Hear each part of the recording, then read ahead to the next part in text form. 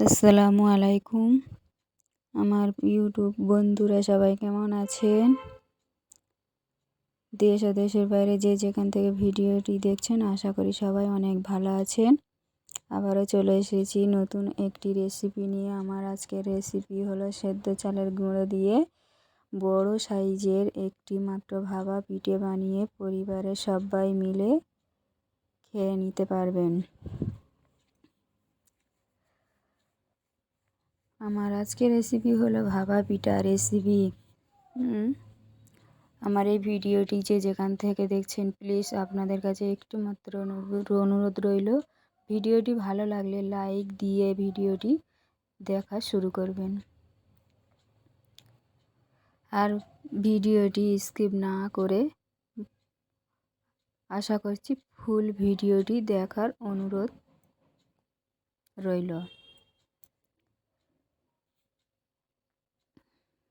ভালো লাগলে like share comment করবেন। এখানে আমি এই মিক্সিং জারে আমি নারকেলটা কুড়ি করে নিয়েছি। এবারে আমি সিদ্ধ চাল ভিজিয়ে রেখেছিলাম 1 বাটি মতো, ওটাকে আমি 1 কাপ মতো ওটাকে আমি ভালো করে পানি দিয়ে ভিজিয়ে রেখেছিলাম 3 ঘন্টা। এবারে অল্প একটুখানি পানি দিয়ে আমি ওটাকে ভালো করে ঘন একটি পেস্ট বা বাটার বানিয়ে নেব। দেখুন ব্যাটারটা আমার রেডি হয়ে গেছে। এবারে আমি এখানে একটি মিক্সিং বোলের মধ্যে নিয়ে নেব।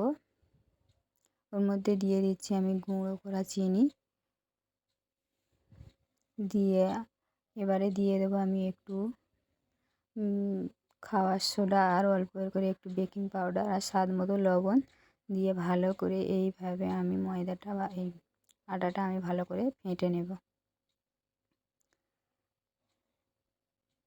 আমি দিয়ে দিলাম 2 চামচ গুঁড়ো দুধ,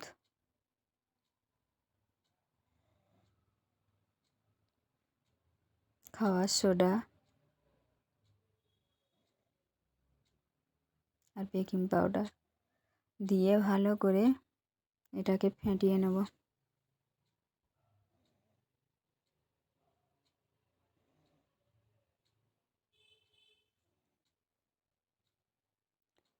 ফেটানো হয়ে গেলে এটাকে আমি রেখে দেবো। আর এখানে আমি নারকেলের পুরটা রেডি করে দেবো।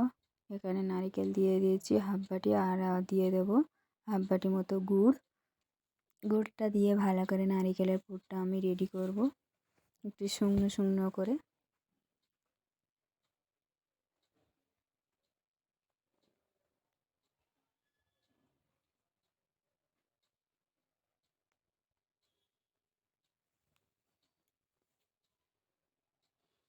নারকেলের পুরটা আমার রেডি হয়ে গেছে। এবারে এটাকে আমি ঠান্ডা করা পর্যন্ত আমি এটাকে রেখে দেবো।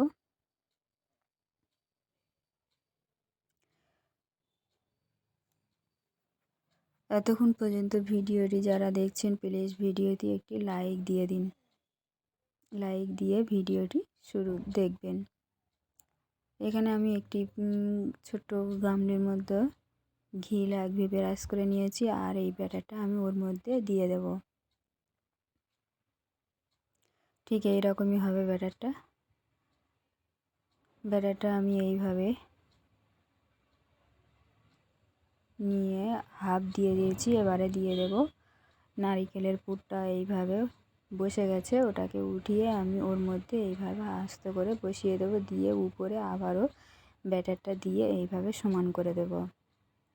দিয়ে এখানে আমি কড়ার মধ্যে পানি দিয়ে এভাবে একটি স্ট্যান্ড বসিয়ে ওর মধ্যে এইভাবে দিয়ে আমি এটাকে ঢাকা দিয়ে দেব, দিয়ে এটা ভাবে রেডি করব কেকের মতো। পানি শেষ হয়ে গেলে কড়াই আবার পানি দিয়ে দেবে। এইভাবে আমার রেডি হয়ে গেছে। একটু দিয়ে দেখছি চাকু দিয়ে বা কাঁটা চামচ দিয়ে এইভাবে দেখে নিতে পারবেন। দেখুন একদম রেডি হয়ে গেছে। এবারে আমি ওটাকে এইভাবে 4 সাইড দিয়ে এইভাবে করে উঠিয়ে নেব।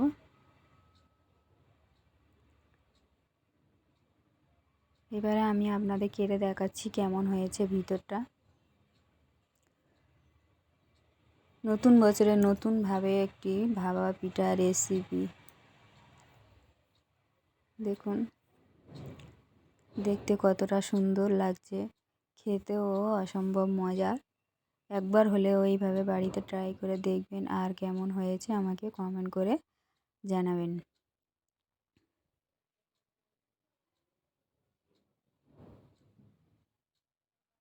ভিডিওটি ভালো লাগলে বেশি বেশি করে লাইক, শেয়ার, কমেন্ট করবেন। আর এখানেই শেষ করছি, ফিরে আসবো নতুন একটি রেসিপি নিয়ে। আল্লাহ হাফেজ।